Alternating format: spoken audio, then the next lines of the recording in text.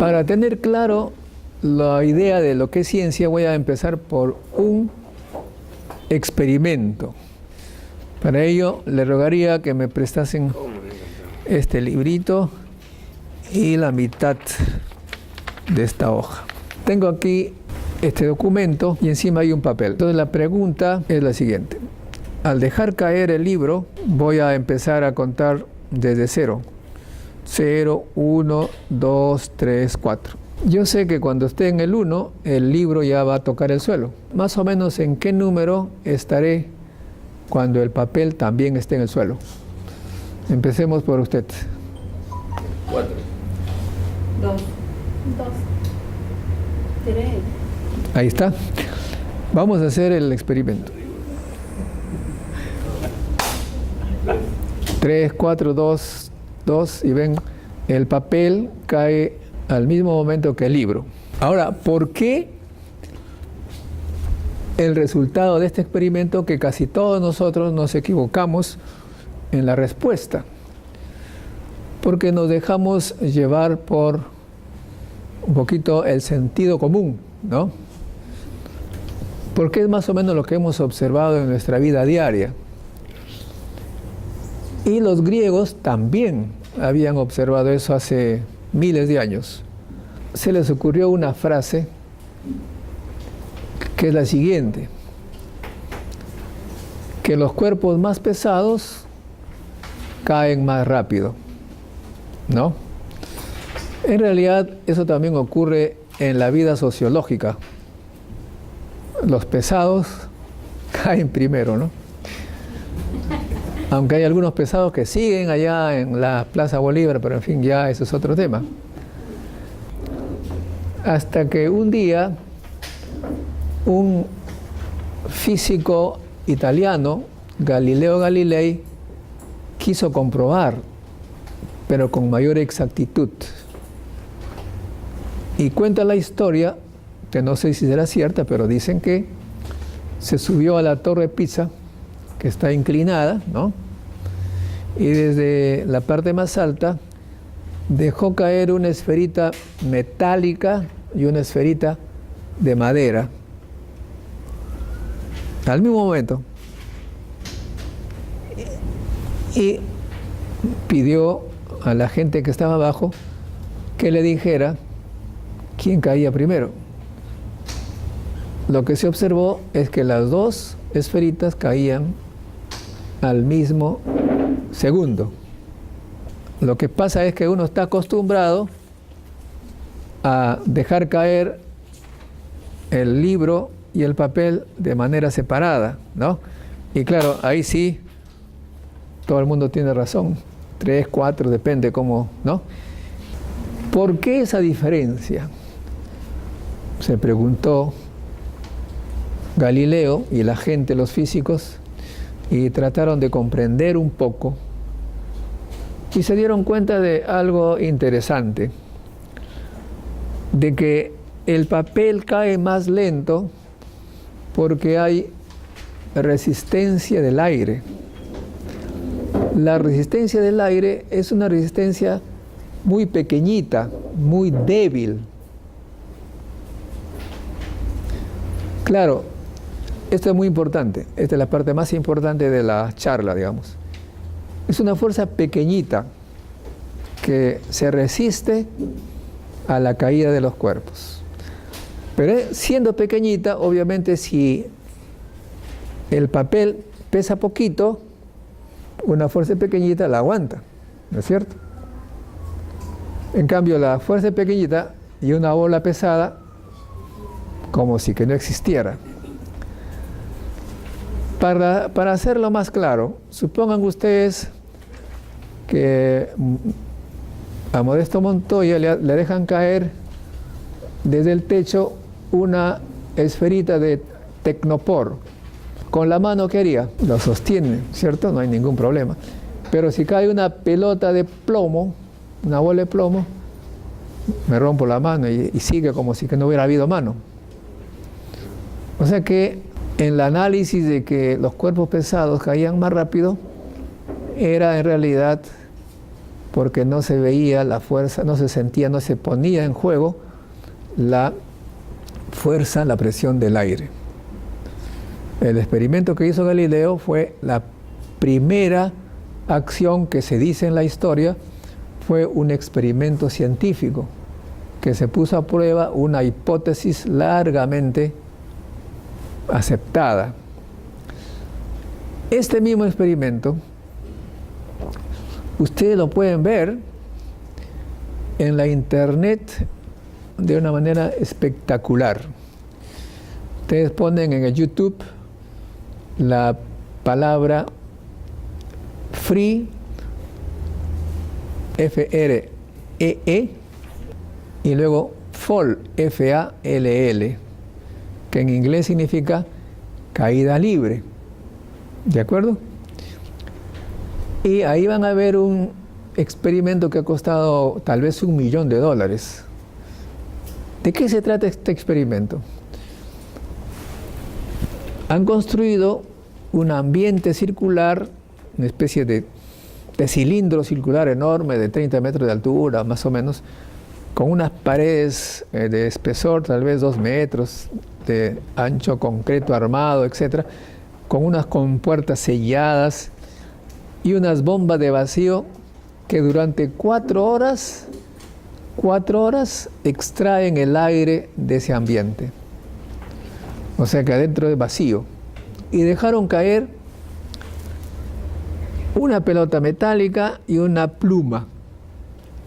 Y se ve claramente que la esfera y la pluma caen exactamente con la misma velocidad y llegan al suelo en el mismo momento.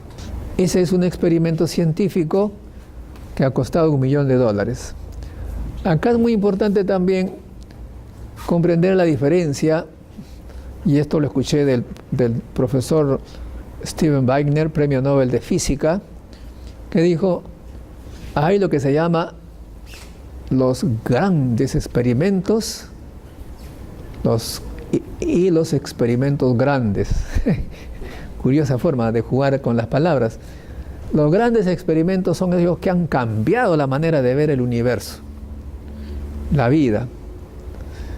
Y los experimentos grandes son los que han costado un montón de plata.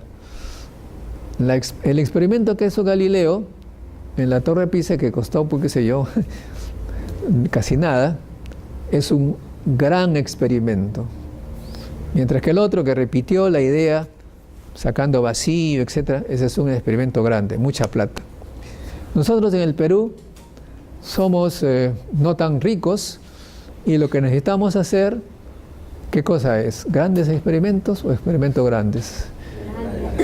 No tenemos plata para hacer experimentos grandes, tenemos que hacer entonces grandes experimentos.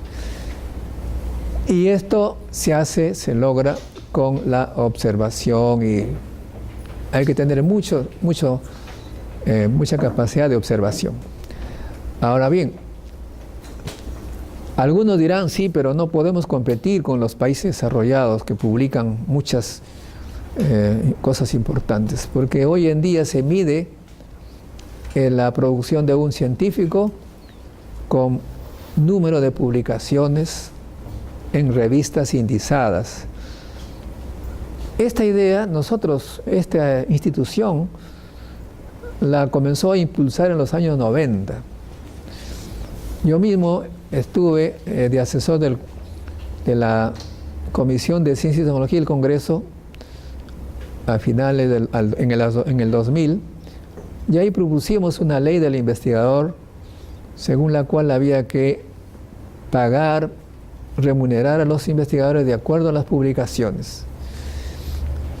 Poco a poco esta idea ha ido pegando, y hoy en día a los profesores que trabajan en las universidades públicas se les da el 50% más de su sueldo si es que está inscrito, si publica en estas revistas internacionales Scopus. Yo mismo soy profesor principal de la UNI. Antes tenía que trabajar en el IPEN y en la UNI para poder vivir. Y cuando ya se dio estas formas de retribuir a los que investigábamos, renuncié al IPEN y me fui a la UNI, y ahí como profesor principal estamos ganando 7.500 más el 50%, ya puedo vivir un poquito y puedo divertirme aquí con ustedes haciendo cursos ad honorem, porque la institución me explota así de esa manera. Pero, dicho sea de paso, no cobra nadie ahí. Lo que pasa es que la plata que recibimos es para que el encuentro científico internacional sea totalmente gratuito. El encuentro científico internacional es un evento que debería costar $1.000, pero es totalmente gratuito y la institución que lo organiza pues ve la forma de buscar. No quiere de ninguna manera, hasta ahora, pedirle plata al CONCITEC o a quien fuera, porque eso un poquito que no lo hace totalmente libre de opinión. Por eso es que opinamos libremente acá. Bueno, volviendo al tema, entonces ahora es importante publicar y hay que nuevamente empezar.